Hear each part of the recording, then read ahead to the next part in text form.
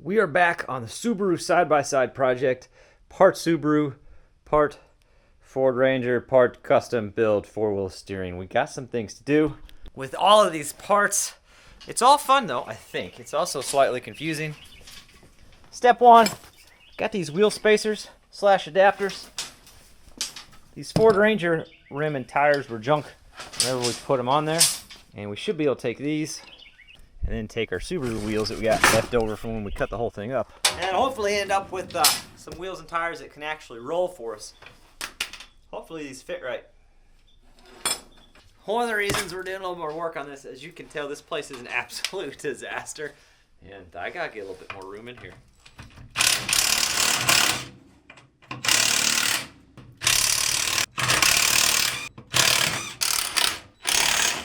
We're gonna use the finest Pittsburgh tools here. None of that cheap Snap-on stuff.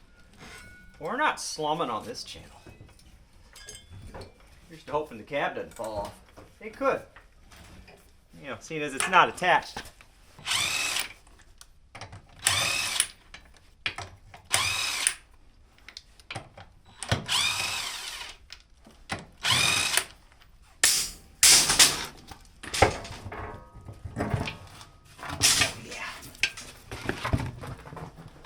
Nuts that came off. I shouldn't say the kit. These are the lug nuts that come with it. They're low profile, so they actually sit. They actually sit in the pocket like that, inside the adapter. If you use the stock ones, they sit out like that, and the wheel won't sit flush on there. That makes sense? Sure it does. Sure. You gonna torque those down to spec, Mike? Oh yeah, yeah, absolutely. Oops, no, don't do that. Oh, now wait a minute now. The lug nuts that come, whoa. We're never getting that back, okay. Oh no. They're a different thread pitch. Uh-oh. Excuse me as I get on the old eBays real quick. Let's slip this back on real quick. Oh, beautiful. So if you don't know, you do now.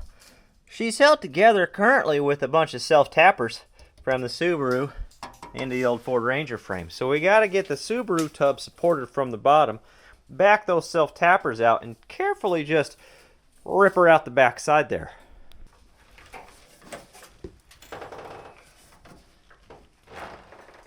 Oh, she makes the best noises. Oh, nice.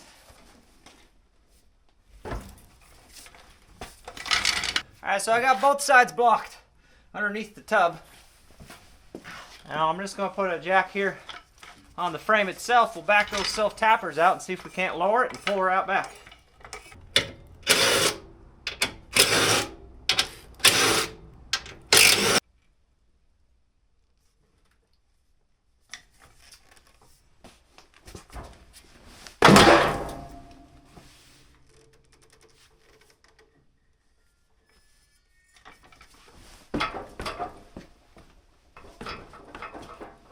Appears to be free. Oh, safety first here. You know.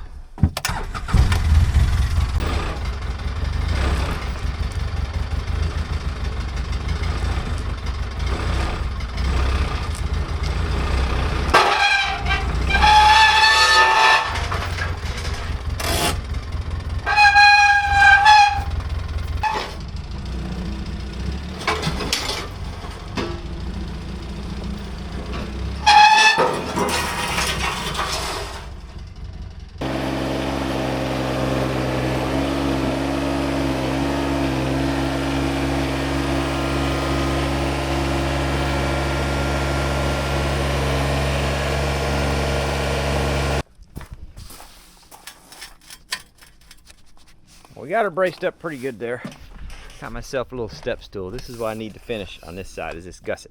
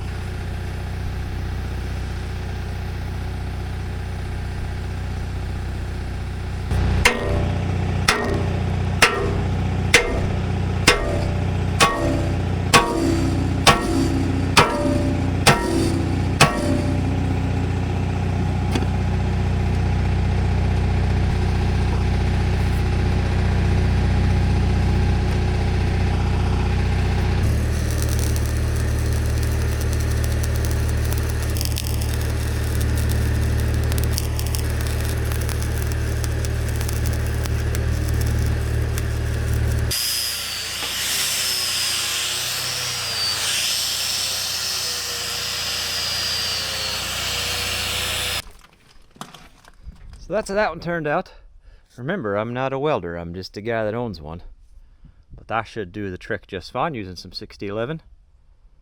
That is the last of the welding I gotta do on the top side. I'm not good at vertical welding yet, so we're just flipping the frame so everything's a little bit easier for me.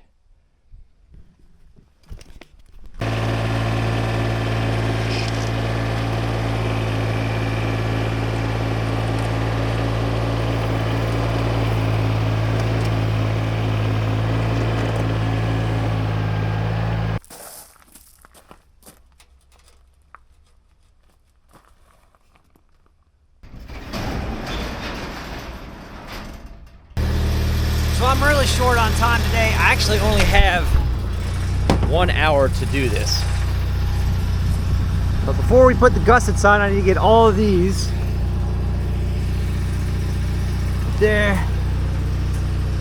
that, and that closed up. Like I said, I only have 1 hour. It is 10:12.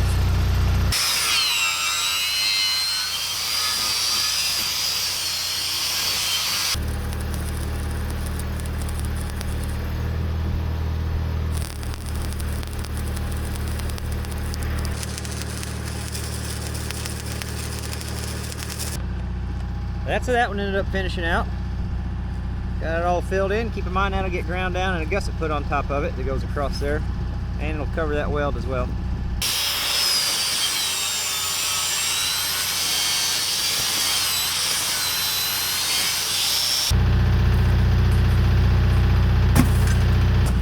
There's that one. Grinder and paint, fellas. Grinder and paint. I tried to build that up a little bit more so that whenever we clean that down, that gusset's got something solid to sit back on. Don't touch it, it's hot yet.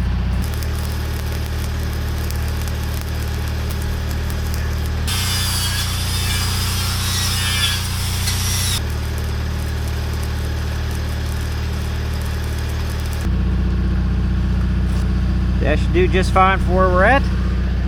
We've got some work to do on this one to make that fit right. Oh dear. We'll probably just cut a little out there, notch that, maybe heat and bend it, and cut it as we need it.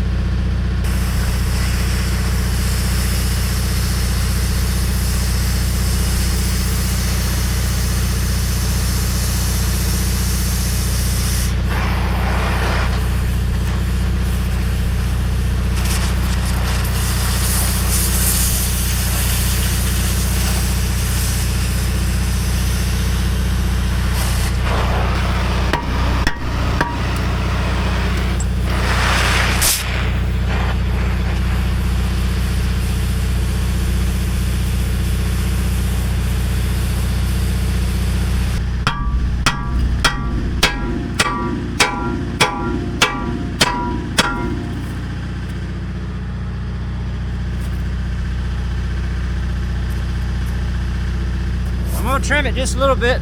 I don't know, let's beat it a little harder.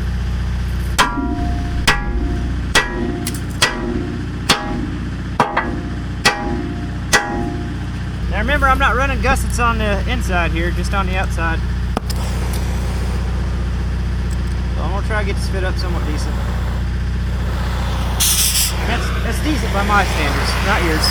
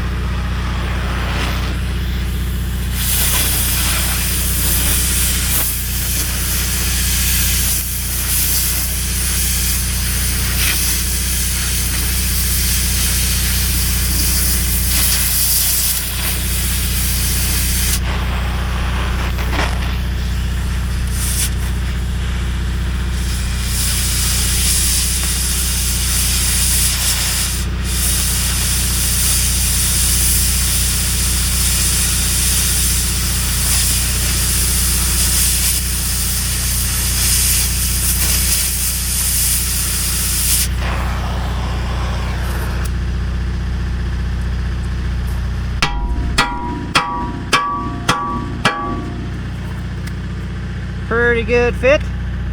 Remember, if you can't tie a knot, weld a lot. I don't know if that's the appropriate rhyme for this situation, but that'll be fun. What we got? 11:10. Nice. I did go ahead and get the propane tank filled. I was running pretty low on her. People ask me how much it costs. It's a 100-pound tank. Cost me 86 bucks to get her filled up. Where I'm at, the electric meter minimum, because we don't have power over at the barn, the electric meter minimum is around like 35, 40 bucks right now. Which means whether you use the electric or not, they're charging you, we'll just call it 40 bucks a month. I fill this up twice a year, and that meets all my needs as far as welding and grinding goes. As of now, it's still cheaper to do this, but in the near future that won't be the case. So we'll go electric eventually, but still nice to have this around. All right. I left my gasket material out in the rain the other day. I'll just use this to make a template. Should work for that one.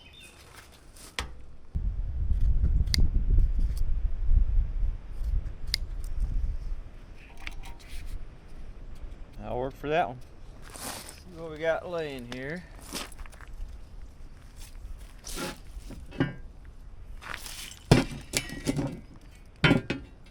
Should work for us.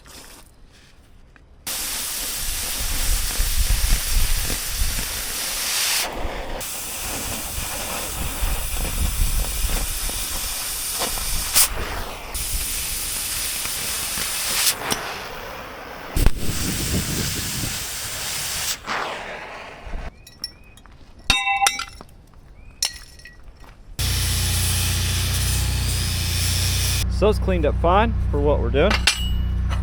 Should do the job. The next step,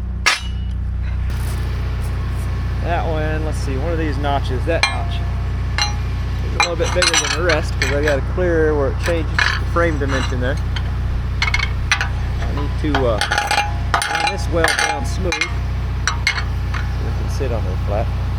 Remember, I'm using all Benchmark Abrasive cutoff wheels, flap discs, grinding wheels, that kind of thing. They were kind enough to send us stuff for this project.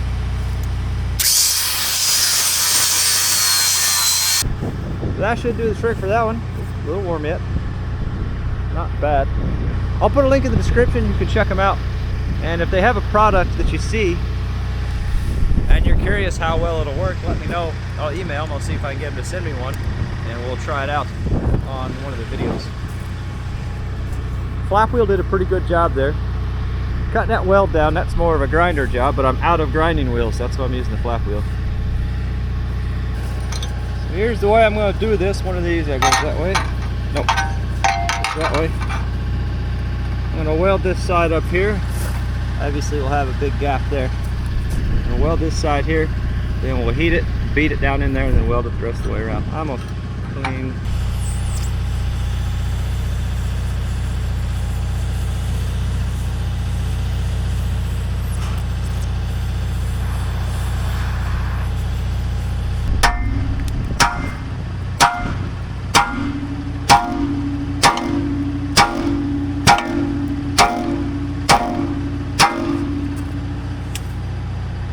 Look bad, put a clamp on it.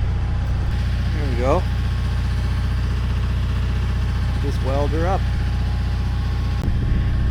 Got that one all welded on.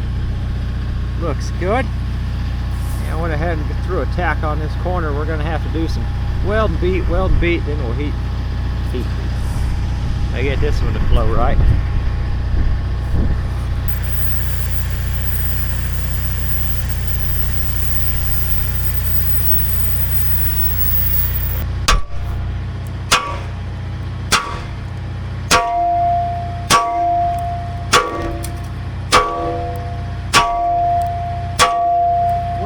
You guys looking?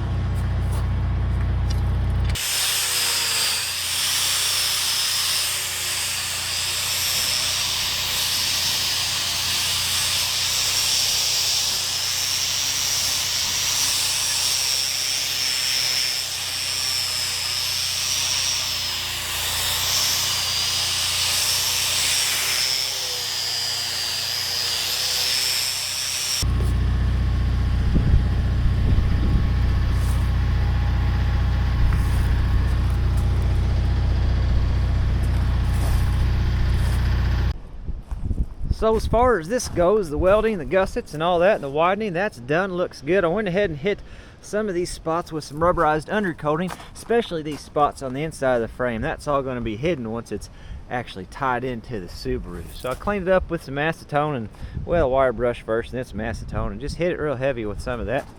Same on this side here, looks pretty good. Now my new lug nuts just came in. Let's see if we can't get these wheel spacers on.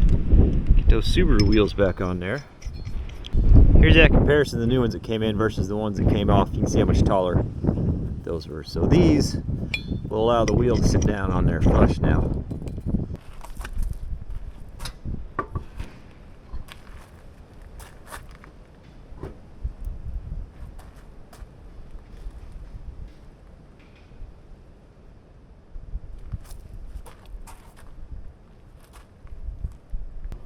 This hub's too big, or the wheel's too small.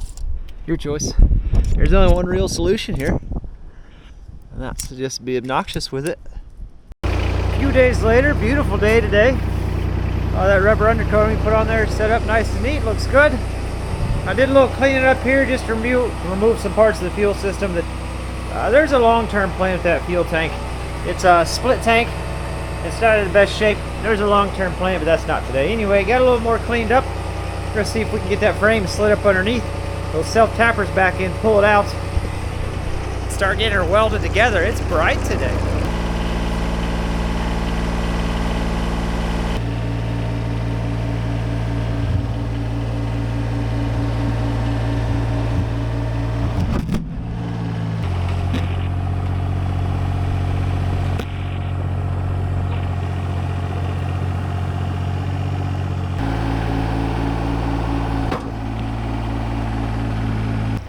Flat tire is not helping the situation.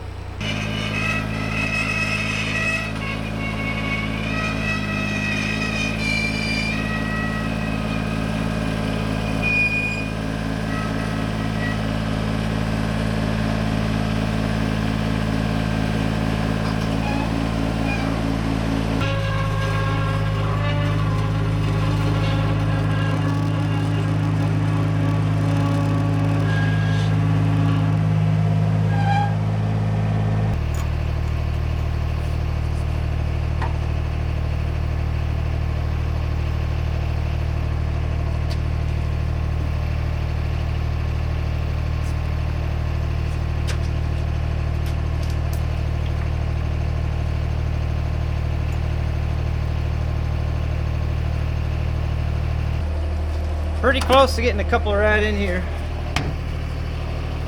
We'll just have to get a few kind of lined up and wiggled around to where we need it, you know.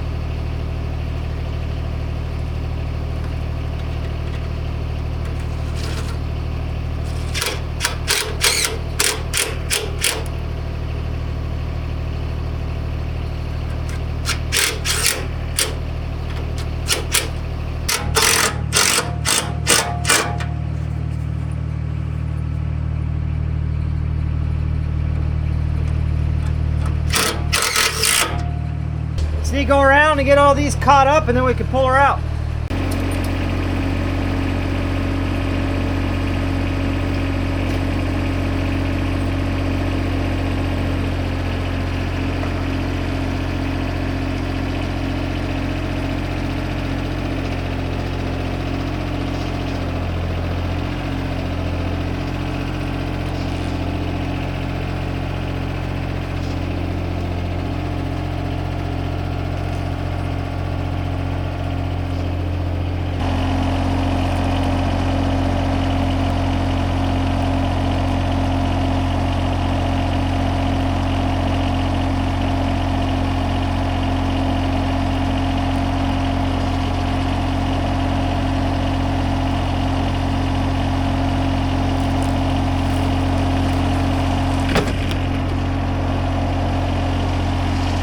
Flat tire on this side. I don't want any flex in this frame. Not that it matters, right? Read the room, but we'll take a little precaution and we'll go ahead and block this side up so it's level across there. By the way, if you see all this cypress in the background, we just started a project on my wife's channel, Wild Roots. I'll put it down in the description. We're getting ready to build a whole bunch of raised beds. Tubes for the tractor tires are in. They're laying out in the sun a little bit. I got some Hobart 7018 3/32. That's what we're going to run on this. I started using those 40 rods, and ever since I had those, I had issues. Not all of them strike well, so I had a buddy suggest switching over to the Hobart rods. He says they do a little bit better. Anyway, we're going to run 7018 right down that edge. We're going to beat in and fill these spots as well. Fill these screw holes as well. And once we get that all welded solid and we get that beat down to where it needs to go, then we're going to heat and beat this thing to curve around to that pillar and get that welded on that pillar. That's the goal anyway.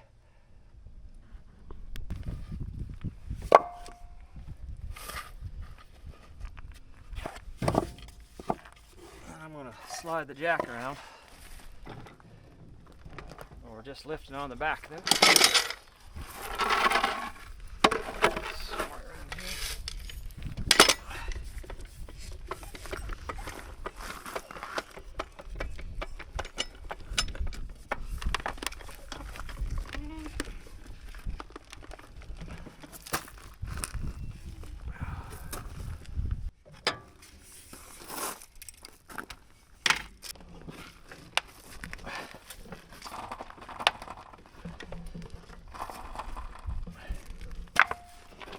Playing around with it a little bit and just trying to get a little bit more gooder. That'll work.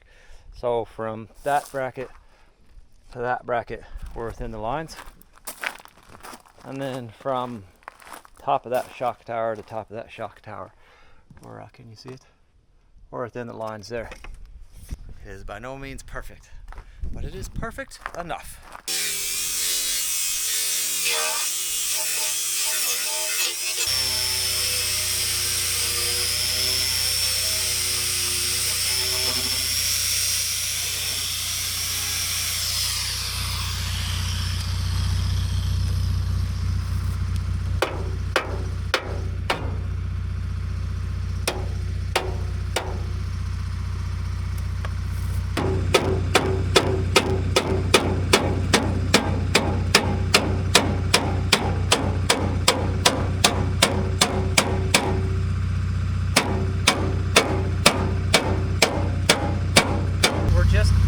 We're just having fun, fellas. We're gonna have to play with my amps a little bit since we're running a smaller rod and see what we end up with here. Got my fancy welding chair.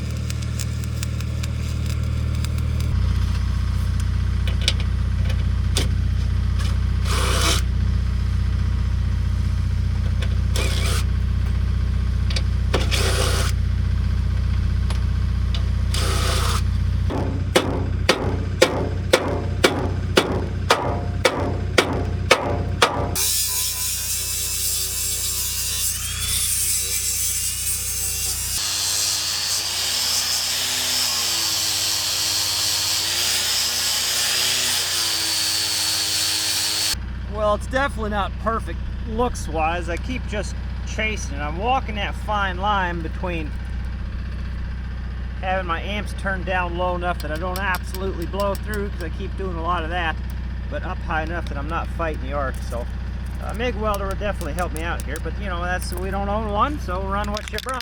There's a few ways to make this stuff look better. You know, we can do the old baked on finish real quick with some primer.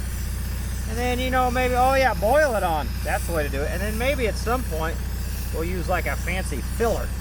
Strength-wise, it'll be fine. The looks, kind of like me, they can improve a little.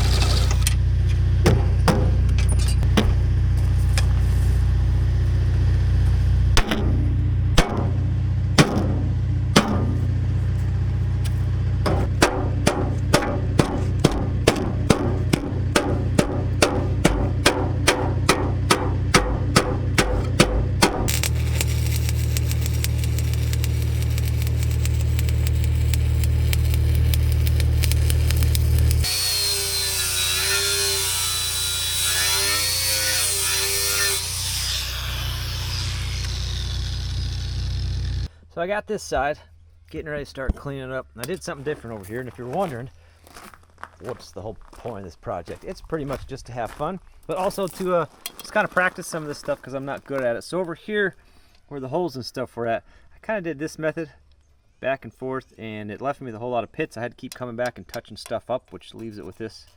I don't know, it just doesn't look great. I don't think it matters, but I wanted to try something different on this side. So over here I just came in and I just kind of let her fill up. Just built the puddle up and let it fill, let it flood that hole and kind of fill her in. There's definitely quite a bit more buildup of material, but I'm thinking it's gonna clean up a little bit nicer. We're getting ready to find out. Yeah, I think that worked a lot better for me. There's still some slag spots in here. Nothing crazy though. A little bit of a mess up here where we had 27,000 screw holes. But I like that technique better. I think it cleaned up nicer. Long run, the idea is a piece of tubing that goes from here up, over, and down, around the front, back, up, over, and then we're gonna bring like some metal out to that tubing all the way around, you know? That's kind of the long-term plan. So this will all be covered up at some point anyway, but it's a good spot to practice. I think it is at the point we could let it down and shove it back in the barn for the time being, but I do want to get some tacks up in here just a little bit. It's just kind of hanging out, and there's a couple times where I bumped into it and the cabs, well, you can see that slid way over, that slid over. So a couple tacks up on this end maybe.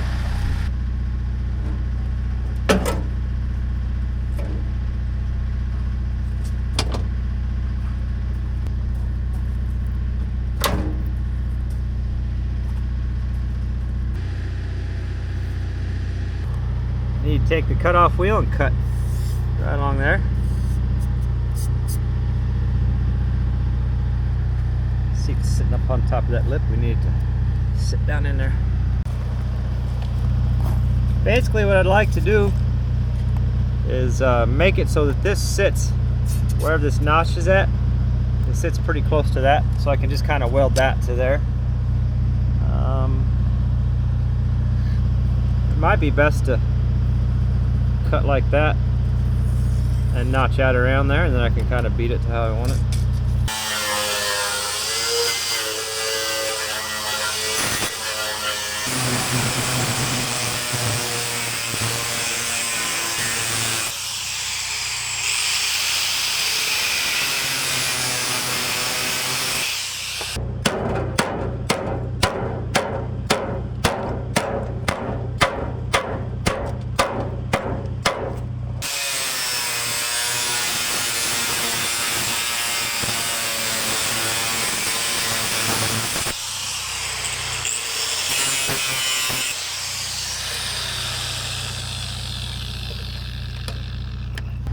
Can you tell I finally have my settings where I like them? I feel a lot more comfortable on this side. Still got to fill them holes in, but we got that kind of tied in. How that's going to sit, and then what we'll do, we'll take a clamp. That's still hot there, bud. And then we can pull that in, beat and bang this, and fill that in with weld to tie that all together. Same here. May have to do a little sheet metal work on the outside, but I think that's going to tie in fine for what we're doing. And what I'm using to line this up where I want it is this weather strip channel, or whatever you want to call that. So those will tie in right together, and we should be able to take some rubber and go right around that. We'll have to do a little work to get that all to fit, but not bad. See, we got this side lined up that same way.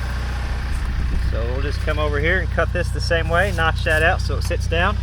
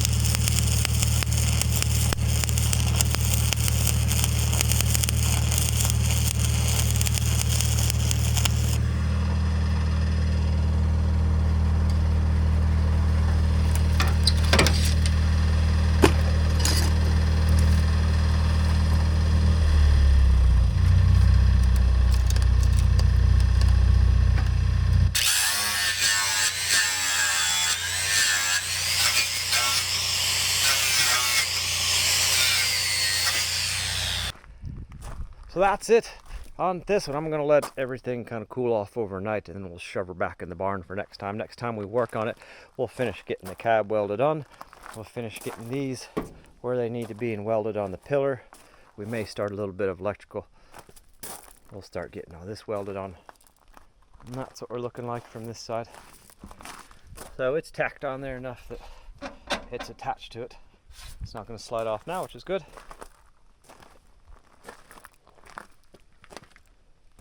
Like we said, I'm just doing this to have a little bit of fun. We had the stuff laying around. It's not like we're putting any or a tremendous amount of money into the daggone thing. We're just having a good time with it and learning some things along the way. And when it's all said and done, things are going to be a blast. I'm pretty excited about it. Next video will be on the 755. We've got the tubes. We've got the cheapest tire cutter we could find on Amazon to work on the tread just a little bit. Fuel filter. There's something else. Glow plugs as well. So next video on the 755, and then probably back on the 555. Check this out. My crow's foot came in. I got it off of eBay. 1.25 is what I needed. Looky there. Snap on. Oh yeah. We made the big times now. I don't even know if I can keep that in the same box with all my Pittsburgh tools. I'm sure they'll get along fine. I appreciate you guys watching. As always, you know that. And we'll catch you on the next one.